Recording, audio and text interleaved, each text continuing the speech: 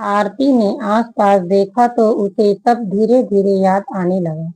वे लोग इस समय मंदिर के साइड में बने एक अहाते में थे। बाकी सब लोग शायद घर लौट चुके थे। विकास के स्पर्श और स्वर में इस समय वह कठोरता नहीं थी जिस कठोरता से वह पहले पेश आया था जब आरती को बलि के लिए मजबूर किया जा रहा था। अगर आरती गलत नहीं थी तो उसे इस समय विकास की आंखों में हल्के से पश्चाताप की छाया क्यों दिखाई दे रही? शायद वो अपने व्यवहार पर शर्मिंदा हो रहा था। ये सब क्या इतनी जरूरी था? एक बेकसूर की जान, वो बकरा, और फिर वह तलवार। आरती अब भी अस्पष्ट शब्दों में बड़बड़ा रही थी। मैं जानता हूँ आरती की तुम्हें कितनी परेशानी हुई, दुख हुआ, लेकिन मेरा यकीन मानो, मैं चाह कर भी कुछ नहीं कर पाया। सदियों से चली आ रही परंपरा की ये दीवारें बहुत ऊंची और मजबूत हैं, तुम्हारी सोच से भी ज्यादा ऊंची और मजबूत, और मैं इनके सामने बहुत कमजोर और विवश हूँ। विकास के स्वर की लाचारी को आरती ने महसूस किया था। आरती उठकर बैठने लगी तो विकास ने उसे सहारा दिया और एक गिलास में उसे पानी पीने को दिया। कुछ देर आराम के बाद आरती अब कुछ बेहतर महसूस कर रही थी। दोनों अब घर की ओर लौट चले। आरती कुछ कहना चाहती थी, लेकिन विकास को टूटा, परेशान और अपराध बोध में घिरा देख कर वह चुप रही। तुम चल पा रही हो ना? उसका हाथ थामे हुए विकास ने कहा तो आरती ने हाँ में सिर हिला दिया और दोनों पहाड़ी से नीचे उतरते हुए गाड़ी की ओर चल दिए। वो लोग जब हवेली पहुंचे तो वहां उनके गृह प्रवेश की सारी तैयारी हो चुकी थी। पूरा गांव वहां जमा था। गांव में बजने वाले पारंपरिक गाजे बाजे और शहनाई के मधुर स्वर गूंज रहे थे। शुभ मुहूर्त के अनुसार हवेली के मुख्य द्वार पर ठाकुराइन ने कलश की स्थापना कराई, जिसमें गंगा जल, चावल, सुपारी के साथ 1 रुपया भी रखा गया। आरती ने देखा मुख्य द्वार को अशोक के पत्तों के तोरण और फूलों से सजाया गया था। भगवान गणेश की पूजा की गई और फिर नवग्रहों और वास्तुदेव की भी पूजा की गई। पूजा आरती के बाद विकास और आरती मुख्य द्वार पर कलश गिराकर घर में प्रवेश करने लगे, लेकिन वो आगे बढ़ते इससे पहले ही बिनिया ने उन्हें रोक कर हंसते हुए अपने नेक की मांग की। ऐ छोटके भैया, कानों की झुमकी लिए बिना हम नहीं जाने देंगे नैकी भौजी को। कहीं बिंदिया की चुंगल पर ठाकुर साहब नाराज न हो जाए। इसीलिए सुमित्रा देवी ने बिनिया को आंखों ही आंखों में इशारा किया और बिनिया की ओर झुक कर फुसफुसाहट भरे स्वर में बोली, ए बिनिया, जाए दो भैया भौजी को, पहले ही बहुत तमाशा हो गया। अगर और देर हो गई तो तुम्हारे बाबूजी नाराज हो जाएंगे। वैसे भी दुल्हन की तबीयत कहीं फिर। आरती ने देखा बाबूजी का जिक्र आते ही बिनिया कांप गई। उसकी सारी शरारतों पर विराम लग गया। उसके खिले चेहरे का यूं मुरझाना आरती को बिल्कुल अच्छा नहीं लगा। तभी विकास ने जेब से निकाल कर नोटों की एक गड्डी ये कहते हुए बिंदिया के हाथ पर रख दी, ले बंदरिया, अभी इसी से काम चलाओ, तुम्हें सोने की झुमकी जल्दी दे देंगे। भौजी देख लो, तुम गवाह हो। आरती के कानों में ये कहते हुए बिंदिया एक ओर हट गई। आरती ने मुस्कुराते हुए सिर हिलाया और फिर दोनों का गृह प्रवेश हो गया। दोनों ने सब बड़ों के पांव छूकर आशीर्वाद लिया और ठकुराइन फल मिठाई पल्लू में देकर बहू को अंदर बने मंदिर की ओर ले गई। सकुशल निपट जाने से विकास ने चैन की सांस ली। उसके चेहरे पर डर और तनाव की लकीरें कुछ हल्की हो गई थी। विद्या और सारिका ने आरती को विकास के कमरे में ले गए। दुल्हन, तुम अब आराम करो, हम खाना भेजते हैं कमरे में, कहकर ठकुराइन वहां से चली गई। खाना खाने के बाद आरती और विकास कमरे में अकेले थे। तुम चाहो तो अपने कपड़े बदल सकती हो, वैसे भी पूरा दिन भर इन कपड़ों में परेशान हो गई होगी। आरती ने सिर हिलाया, लेकिन वो ये सोच रही थी कि उसकी तो दिन भर में ही हालत खराब हो गई, जबकि इस घर की औरतें तो इसी तरह घूंघट में अपना पूरा जीवन बिना शिकायत गुजार रही हैं। क्या वे परेशान नहीं होती है? घर की याद आती है। विकास की आवाज ने आरती की विचार श्रृंखला को तोड़ दिया। हाँ, यहाँ नेटवर्क नहीं है। कल किसी समय छत पर जाकर तुम्हारी बात तुम्हारी माँ से करा दूंगा, ठीक है? आरती को विकास के बदला हुआ व्यवहार अच्छा लग रहा था।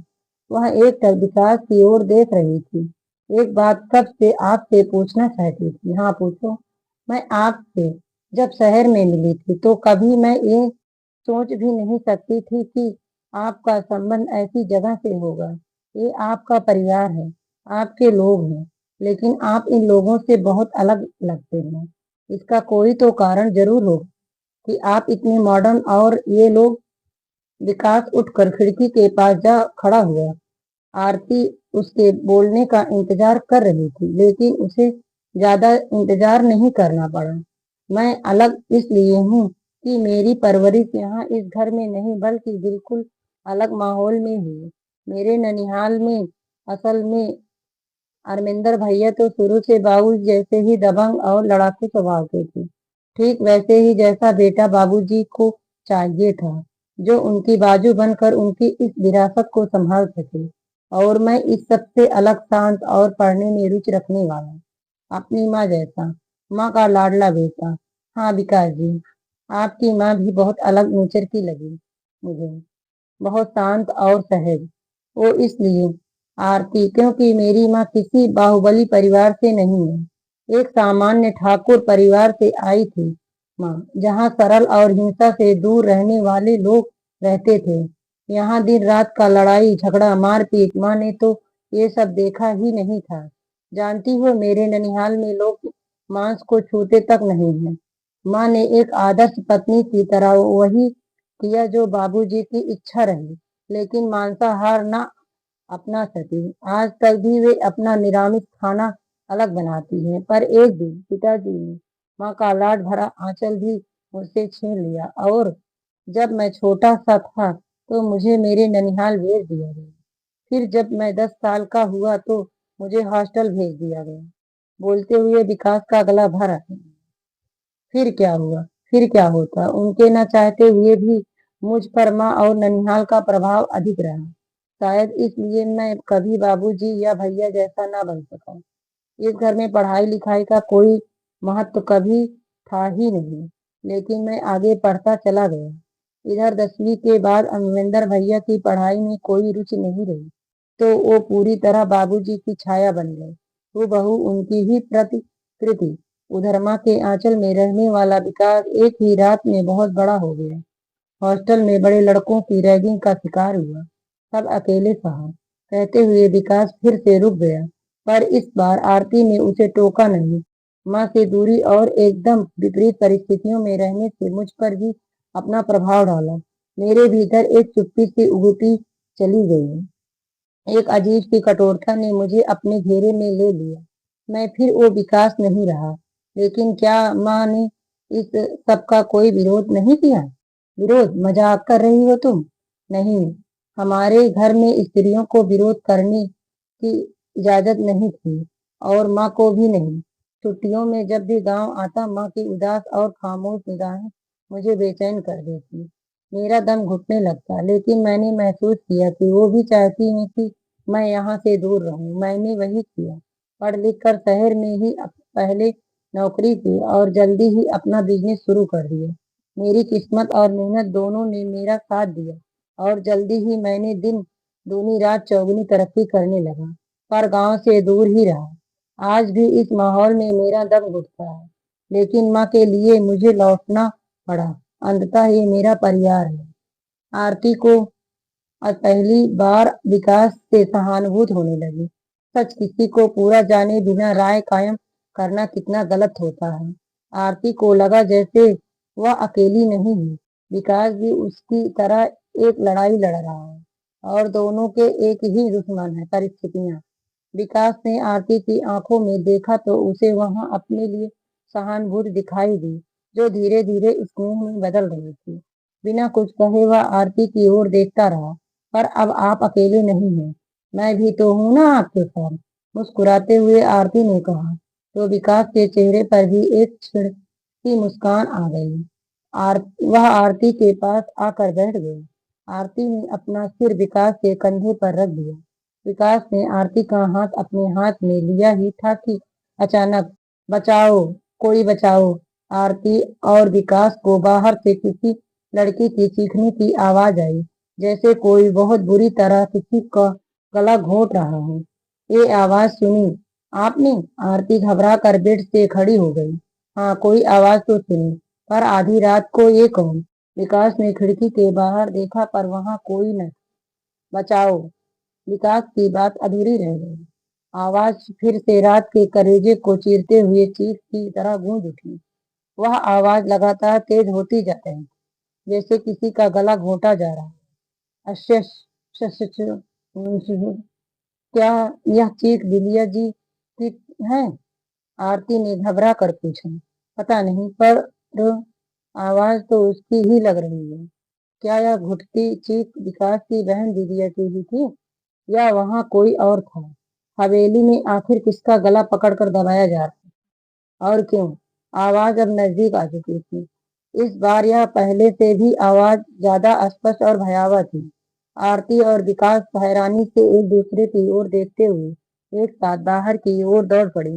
विकास और आरती जब बाहर आए तो उन्होंने देखा हवेली के बगल के बगीचे में वहां ढेर सारे लोग जमा हैं। इसी बगीचे के करीब विकास का कमरा है, जहां ये शोर की आवाजें पहुंच रही थी। विकास ने देखा लगभग पूरा गांव वहां इकट्ठा था। कुछ के हाथों में मसाले और कुछ के हाथों लाठियां। आगे जाकर आरती और विकास ने देखा दो लोग, एक युवक और एक युवती, यही जमीन पर पड़े थे। दोनों के हाथ पैर बंधे हुए थे। उनकी आंखों में और चेहरों पर मारपीट के निशान साफ दिख रहे थे। आरती का दिल धक से रह गया। वह समझ नहीं पा रही थी कि आखिर ये सब क्या हो रहा है। तभी विकास को जैसे कुछ सुझाई दिया। उसने उसका हाथ पकड़कर उसे एक ओर खींचा और धीरे से कहा, अरे तुम चुपचाप अंदर जाओ। आरती, जहाँ माँ और दीदियाँ हैं, मैं देखता हूँ क्या हुआ। आरती को द्वार पर रुकने को कहकर विकास आगे बढ़कर देखने लगा। इधर आरती ने साइड में खड़ी नौकरानी चंदा से पूछा तो उसने बताया, नैकी भाभी, ये लड़का माधव और लड़की जमुनी दोनों इसी गांव के हैं। दोनों साथ पकड़े गए बगीचे में। पकड़े गए मतलब? आरती हैरान थी कि इन्हें क्यों पकड़ा गया। अरे मतलब ये प्यार मोहब्बत का मामला है भाभी। दोनों बगीचे में लिपटे हुए चुम्मा चाटी कर रहे थे। फुसफुसाते हुए चंदा ने कहा और बेशर्मी से मुंह दबाकर खी खी कर हंसने लगी। अरे एक दूसरे से प्यार करते हैं तो क्या हुआ चंदा? अरे भाभी, आप नहीं समझोगी। काहे से कि आप ठहरी सहारती। ई गांव खेड़ा है भाभी। एक तो दोनों की जाति अलग और ऊपर से दोनों एक ही गांव के। जमुनी के भाई को इन पर पहले से शक था कि रात में ई जमुनी माधव से बगीचे में मिलने जाती है। सो उसने पीछा किया और दोनों को रंगे हाथों पकड़ लिया और शोर मचाकर पूरे गांव को इकट्ठा कर लिया। तो अब क्या होगा चंदा? कुछो नहीं भाभी। दोनों की खूब पिटाई हुई तो जो होइला कायला होई गे। कल दूसरे गांव में महापंचायत है भाभी। ये महापंचायत क्या होती है? चंदा, पुलिस को खबर करनी चाहिए। भाभी, हमें तो इतना ही मालूम है कि इस आसपास के 5 गांवों की सजझरी पंचायत होती है। ऐसे मामले फिर से ना हो, इसीलिए सब मिलकर फैसला करेंगे। गांव का मामला है ना भाभी? ओ, आरती की आंखें सिकुड़ गई और यह गहरी सोच में डूब गई कि चंदा कैसे इतनी सहजता से सब बयान कर रही है। कैसे विचित्र बात है कि ये लोग ऐसे मामलों का निपटान भी खुद ही करते हैं। कानून की यहाँ कोई जरूरत ही नहीं। अभी आरती ये सोच ही रही थी कि विकास भी घर के अंदर लौट आया। उसने भी यही सब आरती को बताया। आरती कुछ पूछती इससे पहले ही विकास बोल उठा, सो जाओ आरती। वैसे ही रात आधी से ज्यादा बीत गई है। कुछ ही घंटों में सुबह होने वाली है। कल महापंचायत है और हम सबको भी उसमें शामिल होना है। वैसे भी बाबूजी हमारे गांव के सरपंच हैं। आरती सोने की कोशिश करने लगी, लेकिन उसका दिमाग अभी भी उन 2 लोगों की चीखों से भरा था, जिन्हें गांव वालों ने बंधक बनाया हुआ था। अगले दिन सुबह हवेली में हलचल थी। महापंचायत का आयोजन गांव के पुराने बरगद के पेड़ के नीचे होने वाला था। आरती को सुमित्रा देवी ने सख्त हिदायत दी थी कि घूंघट में रहना और चुपचाप बैठना। ये गांव की इज्जत का सवाल है। सुमित्रा देवी ने कहा, औरतों को भी वहां होना जरूरी है, ताकि जो भी फैसला हो सबके सामने हो और दूसरे जवान लड़के लड़कियों को भी सबक मिले। आरती ने घूंघट किया और ठकुराइन, बिंदिया व सारिका के साथ पंचायत की ओर चल पड़ी। गांव के पुराने बरगद के पेड़ के नीचे गांव के लोग जमा थे। एक ओर पुरुष बैठे थे और घूंघट में औरतें दूसरी ओर। माधव और जमुनी को बगीचे में लाया गया। दोनों के चेहरे सूजे हुए थे और उनकी आंखों में डर का भाव था। ठाकुर दिग्विजय सिंह इस गांव की पंचायत की अगुवाई कर रहे थे। उनके साथ चार अन्य गांव के सरपंच भी थे। पंचायत शुरू हुई। मामला सबके सामने रखा गया। गवाह पेश किए गए। फिर एक बुजुर्ग सरपंच ने गला साफ करते हुए कहा, माधव और जमुनी ने गांव की मर्यादा तोड़ी है। अलग अलग जातियों के बीच ऐसा रिश्ता हमारे रीति रिवाज के खिलाफ है। बताओ आप सब, इनकी सजा क्या हो? भीड़ में से कई आवाजें उठी। कोई चिल्लाया, इन्हें गांव से निकाल दो। तो कोई बोला, नहीं, इन्हें सबक सिखाना होगा, जिंदा लटका दो दोनों पापियों को, वरना हमारे बच्चे भी यही सब करेंगे। आरती का खून खौल रहा था। वह घूंघट के पीछे से सब देख रही थी, लेकिन उसका मन चीख रहा था कि यह गलत है। उसने कभी ऐसा नहीं देखा था कि किसी की जिंदगी और मौत का फैसला ऐसे एक सभा में किया जाता है। उधर 1 घंटे तक पंचायत की कार्यवाही चलती रही। गवाह और सबूत पेश हुए। दोनों के घर वालों के भी बयान हुए, लेकिन लड़के लड़की को कुछ भी कहने की इजाजत नहीं थी। आखिरकार महापंचायत के मुखिया ठाकुर दिग्विजय सिंह ने अपना फैसला सुनाया। गांव और समाज की इज्जत पर कलंक लगाने वाले माधव और जमुनी को मृत्युदंड दिया जाएगा। कल सुबह गांव की सीमा पर इन्हें सरेआम पेड़ पर लटका कर इनके पाप की सजा इन्हें दी जाएगी, ताकि गांव के दूसरे जवान बच्चों को भी नसीहत मिले। इस फैसले पर किसी को कुछ कहना है? भीड़ में कुछ लोग तालियां बजाने लगे, लेकिन आरती का धैर्य जवाब दे गया। वह खड़ी हो गई और घूंघट हटवाते हुए बोली, ये गलत है। आप लोग दो इंसानों की जान लेने की बात कर रहे हैं, सिर्फ इसलिए कि वे एक दूसरे से प्यार करते हैं। प्यार करना कोई अपराध नहीं है। सारी पंचायत में सन्नाटा छा गया। ठाकुर साहब की आंखें गुस्से से लाल हो गईं। विकास जो पास ही खड़ा था, उसने आरती की ओर गुस्से से देखा। बाबूजी का डर उसकी आंखों में स्पष्ट दिखाई दे रहा था।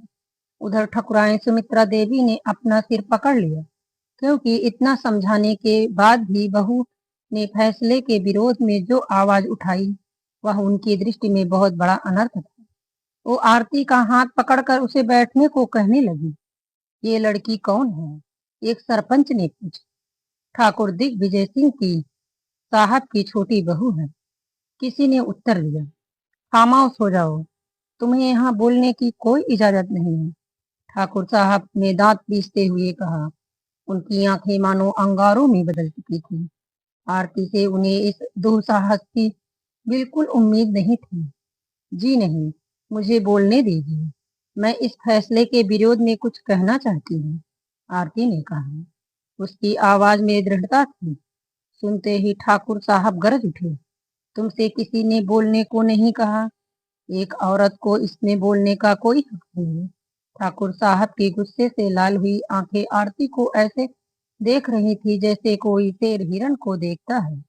ठाकुर साहब के गुस्से से आसपास के सभी गांव थर्राए थे।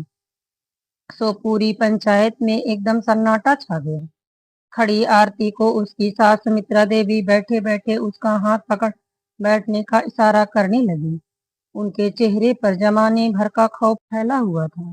विकास सन्न खड़ा आरती को चुपचाप देख रहा था।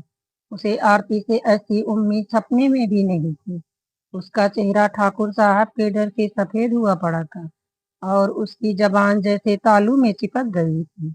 300-400 लोगों की पंचायत और पिन ड्रॉप साइलेंट, ऐसा आज तक किसी पंचायत में नहीं हुआ था। सबकी आंखें आरती पर टिकी थी कि वह अब बैठ जाएगी। लेकिन सबकी आशा के विपरीत उस सघन खौफ भरे सन्नाटे को चीरती एक बुलंद आवाज पंचायत में गूंजी। नहीं ठाकुर साहब। सबकी निगाहें उस आवाज की तरफ घूम गई और किसी आने वाले अनिष्ट की आशंका से कांप उठी। कौन था वह जिसके अंदर ठाकुर साहब की बात काटने का दम है? क्या होगा? नहीं ठाकुर साहब, बोलने दीजिए बहू को। हम भी सुनना चाहते हैं कि वह क्या बोलना चाहती है। तभी पास के गांव के सरपंच विनय प्रकाश बोल उठे थे। विनय प्रकाश पांचों गांवों में सबसे जागरूक व्यक्ति के रूप में जाने जाते थे। पांचों गांव में केवल उनके यहाँ ही रोज अखबार आता था। उनकी इस कारण ठाकुर साहब सहित विनय प्रकाश की बात सुन बाकी के पंचों ने भी धीमी आवाज में ठाकुर साहब से आरती की बात सुन लेने का अनुरोध किया और इस दबाव के अस्तमने ठाकुर साहब ने चुपचाप नजरें नीची कर ली। बोलो बहू, तुम जो भी बोलना चाहती हो बोलो। विनय प्रकाश ने आरती को बोलने के लिए प्रोत्साहित किया। विनय प्रकाश की बात सुन आरती ने बोलना शुरू किया।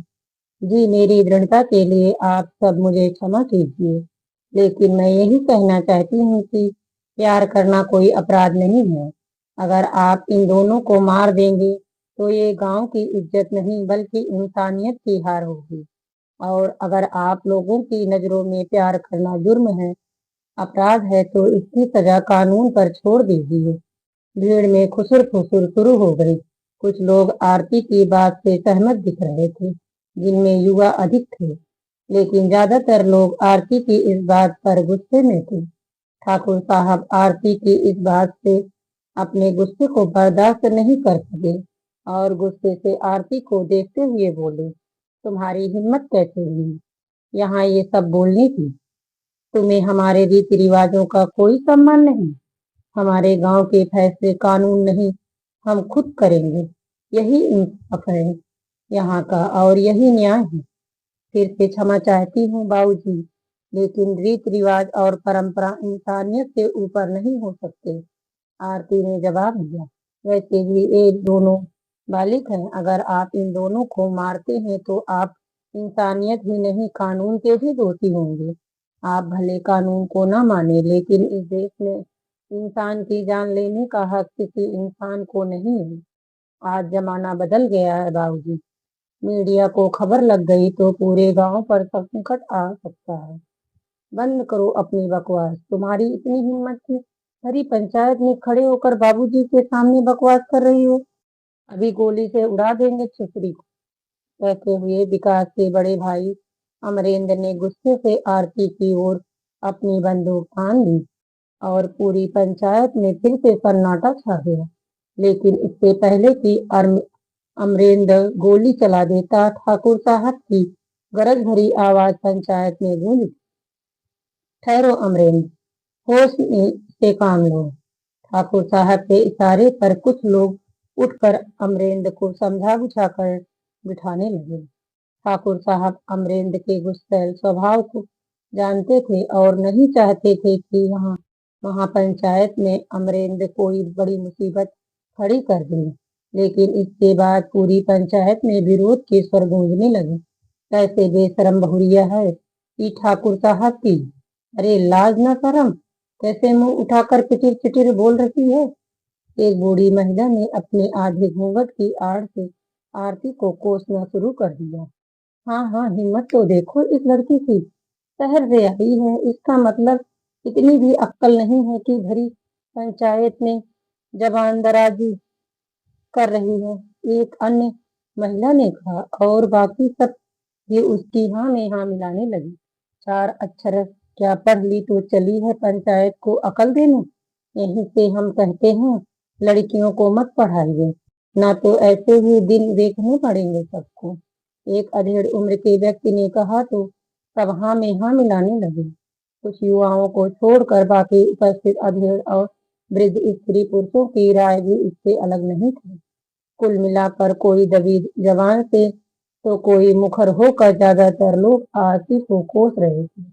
और ठाकुर साहब ये सब सुनते हुए आरती को ऐसे जलती हुई आंखों से घूर रहे थे, मानो आंखों से ही भस्म कर देंगे। उधर ठकुराइन और परिवार की बाकी स्त्रियां डर के मारे सहमी हुई थी। आरती की इस हरकत से जाने अब उन पर कौन सी मुसीबत आने वाली है। अमरेंद्र ने जो किया वह देखकर विकास ने उठकर जल्दी से आरती का हाथ पकड़ा और उसे एक ओर खींचकर वहां से चलने को कहा। बस करो आरती, एकदम चुप बैठो यहाँ, जाओ यहाँ से। उसने आरती को गुस्से से चुप होने को कहा, लेकिन आरती की आंखों में अजीब सी बेचैनी। ठहरो विकास बेटा, बहू कह दो ठीक ही रही है। ठाकुर साहब, आजकल जमाना बदल रहा है। मीडिया हर बात को 2 मिनट में उछाल कर बवाल बना देती है। अब समय बदल रहा है। ये घटना भी मीडिया में आ गई तो कहीं सचमुच कोई बखेड़ा खड़ा ना हो जाए। सरपंच विनय प्रकाश ने आरती की बात का समर्थन किया। कैसी बातें कर रहे हैं विनय प्रकाश जी? अब हमें क्या करना है क्या नहीं, ये सब मीडिया वीडियो मीडिया से पूछकर करना होगा। बहू बेटियों को बोलने की इजाजत देकर आप हम सबके लिए गड्ढा खोद रही हैं। ये राजापुर के सरपंच ठाकुर बेनीवाल सिंह बोल रहे थे, जो मन ही मन विनय प्रकाश से जलते थे और विनय प्रकाश की कही बात सार्वजनिक रूप से काटना अपना धर्म समझते थे। लेकिन पूरी बात सुनने में हर्ज ही क्या है। ठाकुर बेनी राजा, आखिर ये पंचायत बुलाई ही इसलिए है कि सबकी बात सुनकर फैसला किया जाए। बोलो बहू, क्या कहना चाहती हो? एक अन्य सरपंच ने भी अपनी बात रखते हुए आरती को बोलने के पक्ष में अपनी बात रखी।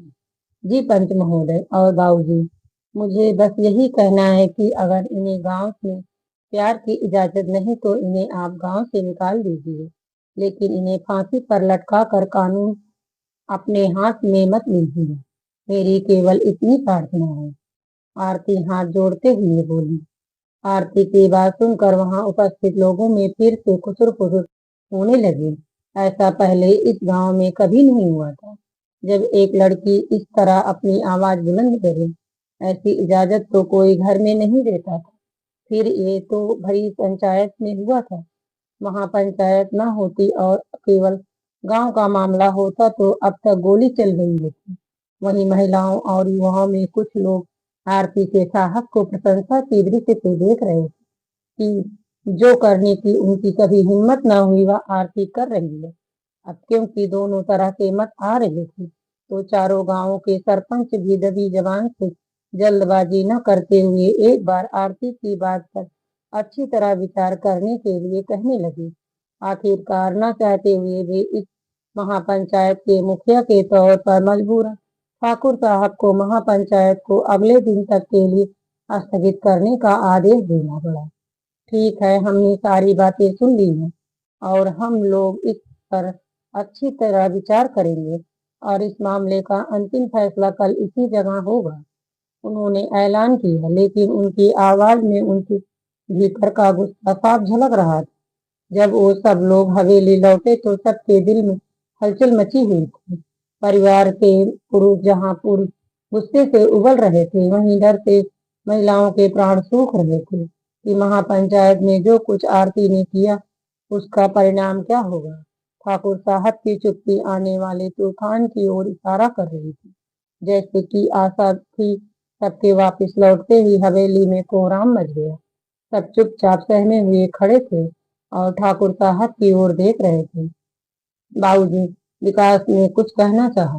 खामोश, अब क्या कहना बाकी रह गया है? इतनी बेइज्जती हमारी जीवन में नहीं हुई जितना आज इस बहू ने भरी पंचायत में करवाया। 5 गांवों के सामने हमारी इज्जत उतरी है। किसी को मुंह दिखाने के काबिल नहीं रहे। जिस ठाकुर दिग्विजय सिंह की एक आवाज से पूरा गांव कांप जाता है, उसकी बहू पंचायत में खड़े होकर हमारे खिलाफ आवाज उठा रही थी। ठाकुर साहब का चेहरा गुस्से से लाल हो रहा था, मानो उनके क्रोध का कोई ज्वालामुखी फट गया। माफ कर दीजिए बाबूजी, मैं आरती की तरफ से माफी चाहती हूँ।